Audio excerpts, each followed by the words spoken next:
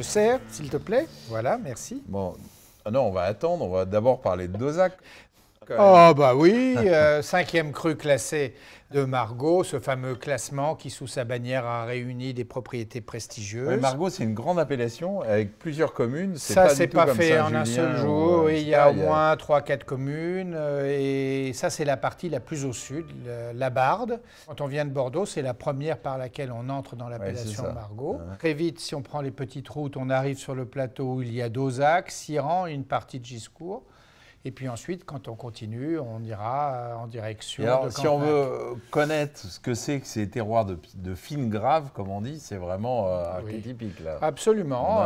Il y a de la grave fine, mais avec quand même un peu plus d'argile à la Barde qu'au plein cœur de Margaux. À Margaux, elle est plus siliceuse, elle est plus fine. À la Barde, il y a quand même de l'argile, du calcaire, et très peu de calcaire, mais de l'argile et des sols assez profonds. Alors, Dozac, c'est 5e cru classé, mais c'est un cru qui a une belle histoire, qui a été longtemps la propriété de la Maïf, de nos mutuelles voilà, des professeurs. Et bien avant, à la fin du 19e siècle, à la famille Johnston.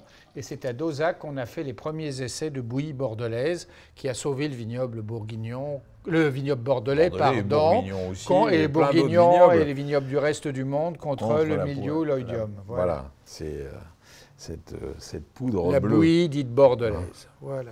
Il y a d'ailleurs un livre formidable de Bernard Ginesté qui s'appelait La bouillie bordelaise. La bouillie bordelaise, bien sûr. C'est formidable, Bernard Ginesté. Voilà. Alors, Dozac, donc, je disais que ça a appartenu à la Maïf, géré à un moment donné par André Lurton. Voilà, ensuite géré par Laurent Fortin, qui a fait faire d'énormes progrès à la propriété, avec l'aide aussi d'une très très bonne équipe technique.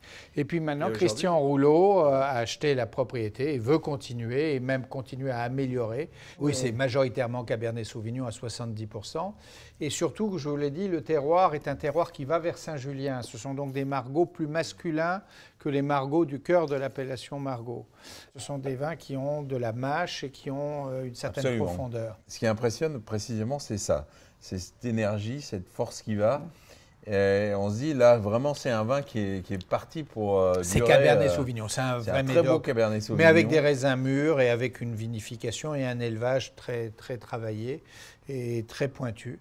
Donc voilà. C'est un vin que je conseillerais à ceux qui ont une petite fille ou un petit garçon né en 2016. Vous pouvez fêter ses 20 ans. Voilà. Ça sera parfait. Ça sera parfait. Et si c'est en Magnum, ça sera encore meilleur.